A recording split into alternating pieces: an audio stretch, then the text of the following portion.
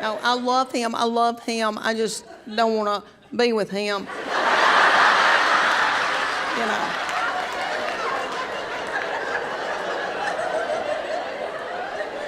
No, he has been a wonderful provider, and he's worked like a dog for us and done without so that we could have. But all that money going out and taking care of a family all those years, that's hard on a man. It's hard on a man. It's made him a real butthole.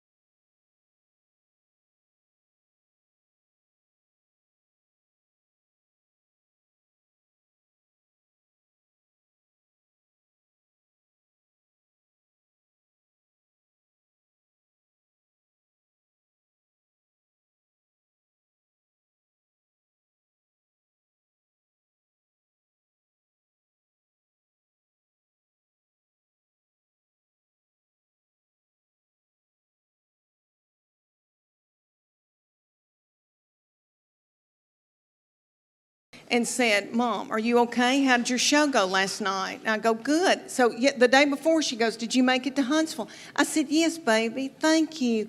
Tell your daddy."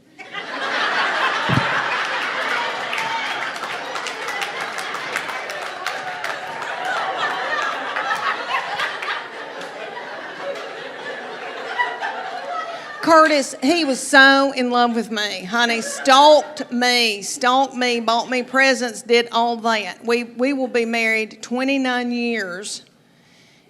Thank you. Thank you. Thank you. I truly believe that he would not pull me out of a burning vehicle.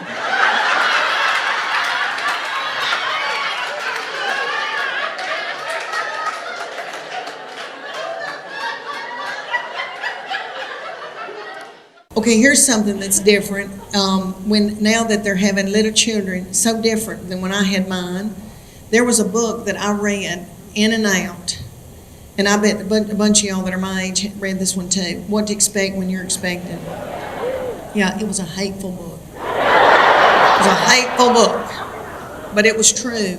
And they would say things to you like, "You're going to have a hemorrhoid in the 7th month on the 4th day." At 2 o'clock in the afternoon. And you'll be like, it's 2 o'clock. Back then, everybody was terrified about food allergies, and that was a big thing that they stressed, and our pediatricians. And I remember having this whole big chart in my kitchen on the wall that told me, my boy, I wouldn't let him have sweet potatoes until August after I had cleared the squash in July. That just crazy. And I did perfect with him. The second one came along, did okay with her, really did. That third one came along. We were at the McDonald's. I had two playing one in the balls and one up in a tube. And that my baby child did not have any teeth yet. She was in a high chair, and I threw a cheeseburger onto her high chair, and she gummed it down. And a woman came over the intercom and said, "Excuse me, ma'am, but your baby has pooped in the tube."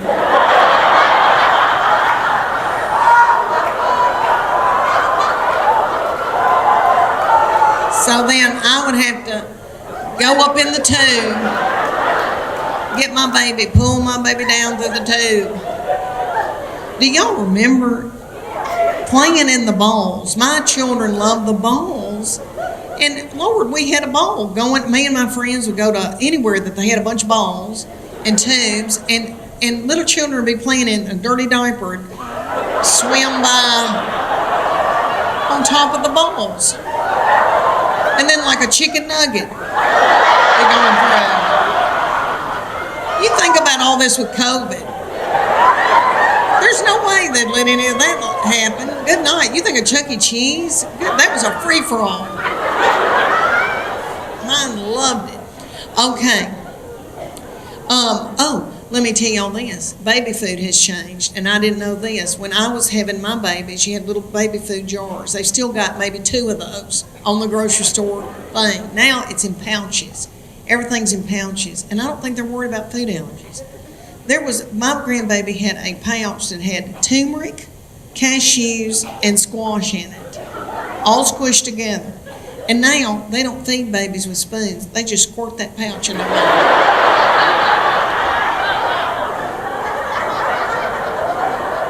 Everything's on the go. They just squirt and go, squirt and go.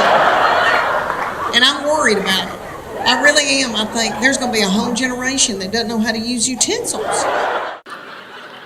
Okay, the 5 love languages. All right. Me and Chuck Morgan in Sunday school class went on a retreat, and they talked to us about the 5 love languages. And it's written by little Gary Chapman, who is a doll and tiny and that man's probably getting in his 90s, and he does sit-ups every day. And that little thing, and I got to meet him later. He was a doll. But anyway, the 5 love languages, if you don't know about that, you've got to get it.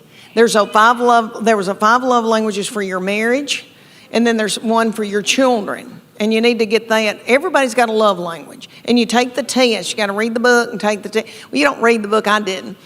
But you can take the test. I like to read books about Hollywood murder. So anyway, you take the test, and then you can, and your husband takes the test, and you find out what his love language is, and he finds out what your love language is. And if you find that out, then you can feed them their love language. And then, so I can feed Chuck Morgan his love language, and then his love tank fills full. If I don't, he could go to work and be at a water fountain, and some whore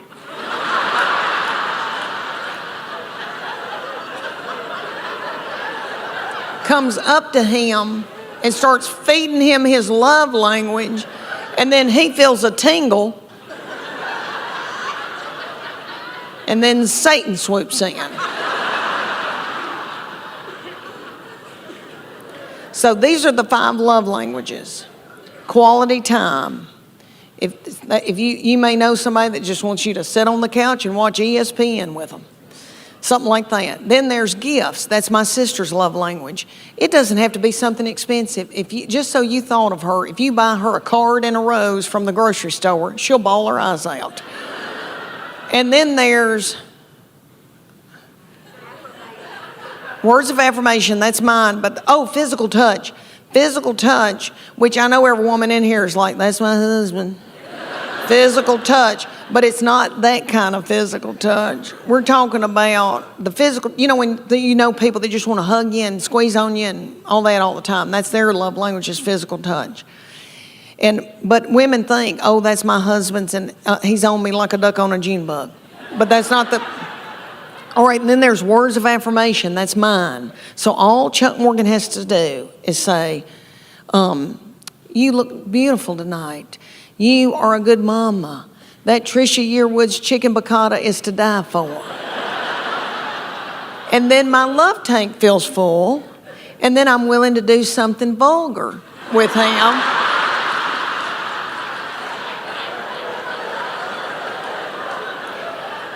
And then he gives me money to get my hair highlighted.